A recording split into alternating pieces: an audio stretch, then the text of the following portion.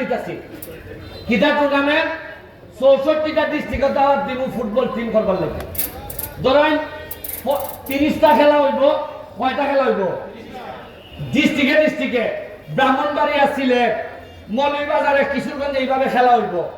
তাহলে আমার খরচ পড়ব মিনিমাম ধরেন 20 লাখ আমার খরচ হইব কত কিন্তু এই 20 লাখে সোনারঘাটের বাজার রে দিয়া যাইব মিনিমাম 10 কোটি টাকা কত দিব এই যে ক্যামেরা দেখতেছ এরা খালি আমার বক্তব্য আর ফুটবল ম্যাচে খেলা দেখাইয়া খালা নাইজেরিয়া নাইব সাদা আইব ইটার সাথে আলাপ আলোচনা করিয়া বাজারে বানাইব 20 কোটি এরা মিনিমাম 1 কোটি টাকা বানাইব জিগাই দেখুন আপনি কত গেল 21 কোটি এটা কিন্তু সরকারের বরাদ্দ না আরো বেশি কত আরো বেশি এই যে ক্যামেরা দেখতেছ সবাই টেহা ইনকাম করতেছে এইখানে এমনও ছেলে আছে বিদেশ খাতার যাইবার টিকিট রেডি বলতো আছে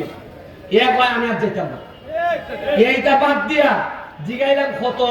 20 লাখ টাকা জমাই দিছি আপনারা চিন্তাও করতে পারতেন না সোনারঘাটের ডেভেলপমেন্ট আমরা কোন দিকে লইয়া যেতেছি বুঝেন না কি জাত জ্বালা হইলে 6 মাসের মধ্যে আমাদের মাইলে দেওয়া লাগে